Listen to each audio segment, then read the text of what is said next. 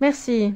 Merci à tous de nous avoir invités à présenter cette étude. Mon collègue Niels vous a dit pourquoi la corruption était importante. C'est agir, c'est ce qu'il faut faire. Puisque s'il y a moins de corruption, l'aide est plus efficace. Je vais maintenant vous présenter ce que l'Union européenne fait à l'heure actuelle pour lutter contre la corruption. Nous allons analyser dans quelle mesure ceci est efficace et vous donner des recommandations sur ce qui pourrait être fait en plus. Le principal message que nous voulons faire passer aujourd'hui est que l'Union européenne pourrait en faire plus et pourrait en tirer profit d'ailleurs. Les pays en développement pourraient également en tirer profit si l'Union européenne agissait davantage. La Commission doit avoir une stratégie pour contrôler la corruption dans les pays en développement et investir les ressources nécessaires pour la lutte contre la corruption en dehors de son voisinage. Dans les 10 minutes à venir, je vais revenir sur 4 grands points qui figurent dans ce rapport. Tout d'abord, le fait qu'il faut faire de cela une priorité. Il faut des ressources efficaces pour financer cela. Il y a deuxièmement l'approche à adopter, troisièmement le rôle clé des partenaires et quatrièmement l'importance d'un système d'intégrité pour nos pays partenaires dans le cadre de la lutte contre la corruption. Tout d'abord, les priorités et avoir des enveloppes financières adéquates. C'est peut-être le point le plus important. Nous avons vu que l'Union européenne, en tant qu'acteur du développement, ne fait pas de la lutte contre la corruption une de ses priorités. Dans les pays en développement, il y a très peu de fonds qui sont dédiés à cette question. À notre avis, l'Union européenne a besoin de davantage d'expertise en interne pour pouvoir utiliser au mieux les fonds pour la gestion des programmes, pour voir comment l'argent est dépensé. Il faut davantage de contrôle sur le terrain, un meilleur respect des règles, il faut des audits bien ciblés, de meilleurs systèmes d'alerte, des systèmes de diagnostic également, une meilleure utilisation des checklists pour lutter contre la fraude. Et nous pensons que tout cela permettrait d'avoir moins de corruption dans les programmes d'aide. Il y a un très fort contraste entre l'importance que l'on accorde aux mesures dans la lutte contre la corruption ici, en Union européenne, dans le voisinage et dans les pays en développement. Il y a une détermination très forte en interne, notamment pour le processus d'élargissement, mais cela n'est pas le cas pour l'aide au développement. En dépit du bilan plutôt ambitieux des réformes de lutte contre la corruption dans les pays qui visent à devenir membres de l'Union européenne, la stratégie actuelle ne permet pas une réflexion sur la façon dont on pourrait baisser la corruption dans les pays en développement. Nous pensons que les fonds pourraient être plus efficaces si l'on luttait davantage contre la corruption dans les pays en développement. Deuxième point, l'approche actuelle qui n'est pas la meilleure possible. Nous insistons sur le fait qu'il faut bien comprendre le contexte pour savoir pourquoi les choses sont ainsi aujourd'hui.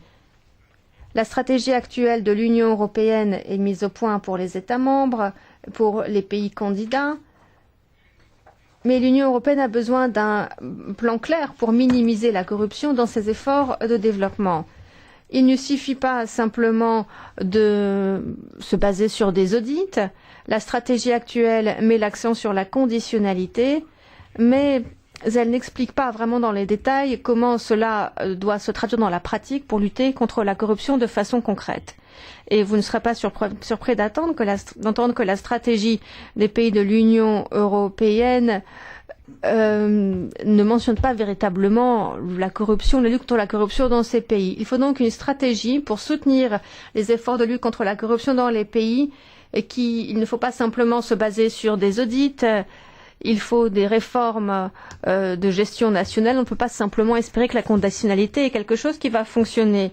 Il y aurait moins d'aide perdue si les audits étaient complétés par d'autres outils de prévention de la corruption et si l'Union européenne agissait de façon plus active pour les réformes, pour aider à la lutte contre la corruption dans les pays partenaires.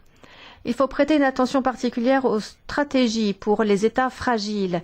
Par exemple, dans tout plan d'action futur pour le développement et la sécurité. Il faut une cohérence de politique entre la sécurité et la lutte contre la corruption. Ce devrait être le cas à l'avenir. Troisième point, le rôle clé des partenaires, le rôle qu'ils ont à jouer. L'Union européenne doit tout faire pour qu'il y ait des mesures de sauvegarde mises en œuvre par les pays partenaires. Comme nous l'indiquons dans le rapport, le maillon le plus faible dans la chaîne d'aide au développement, ce ne sont pas les procédures propres de l'Union européenne, mais la gestion des fonds lorsqu'ils sont mis en œuvre par des tiers. Il y a des partenaires, l'OCDE, le Conseil de l'Europe, qui aident à la lutte contre la corruption dans l'Europe, ou pour les pays qui veulent devenir membres de l'Union européenne, mais l'Union européenne ne peut pas avoir recours à ses partenaires en dehors de l'Europe. Dans la plupart des pays en développement, les programmes communautaires sont mis en œuvre par le biais d'ONG, de contractants ou d'autres donateurs. Et l'Union européenne n'a pas toujours son mot à dire en matière de mise en œuvre ou d'évaluation. Enfin, dernier point à souligner, mettre en œuvre un système d'intégrité nationale pour pouvoir lutter efficacement contre la corruption. L'Union européenne doit être plus active pour soutenir le développement de systèmes d'intégrité nationale dans les pays qui reçoivent de l'aide européenne au développement, que cette aide arrive directement de l'Union européenne par le biais de partenaires qui l'exécutent ou alors par le biais d'aides budgétaires. Nous voyons bien que l'Union européenne apporte peu de soutien financier au personnel afin de pouvoir s'assurer de l'intégrité des pays partenaires. L'Union européenne, avec d'autres bailleurs de fonds, doit œuvrer pour la mise en place de systèmes forts pour lutter contre la corruption au niveau des gouvernements centraux, locaux. Il faut des systèmes d'audit, un budget ouvert, mais également des systèmes de responsabilité afin que les citoyens et d'autres puissent vérifier ce qui se fait. Malheureusement, très peu de cela se fait aujourd'hui par rapport au volume global d'aide qui est versé. Pour résumer, nous pensons pouvoir dire que l'Union européenne, en tant qu'acteur du développement, est en retard par rapport à d'autres donateurs dans la lutte contre la corruption dans l'aide au développement. Il faut davantage de vérifications sur le terrain, de systèmes d'alerte, de checklists à la fraude, d'audits ciblés dans les pays qui veulent notre soutien, notre aide. Cela permettrait d'avoir moins de corruption. Pour conclure, voilà notre recommandation au Parlement européen.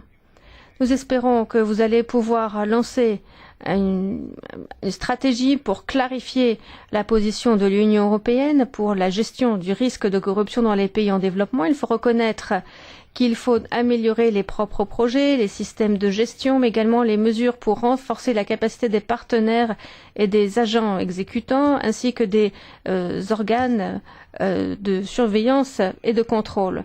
Nous espérons que vous allez également voir si les efforts actuels ont un bon rapport coût-efficacité, si les institutions sont suffisamment équipées de personnel pour minimiser les risques. Il faut également voir comment l'on peut créer une approche de lutte globale contre la corruption, puisque maintenant les efforts sont fragmentés.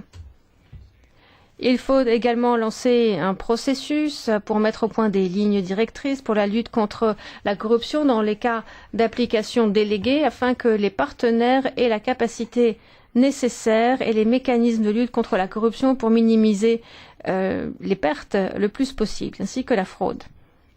L'aide budgétaire doit aller de pair avec des plans très clairs pour minimiser les risques de production. Il faut voir également comment l'efficacité de ces plans sera évaluée.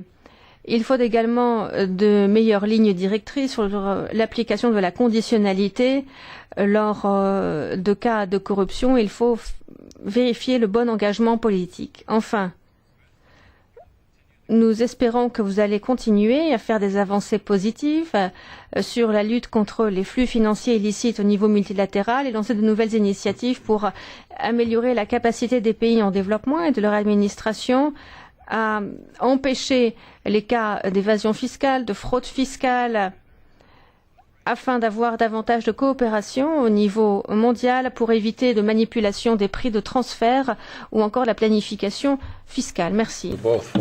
report and the presentations. Merci.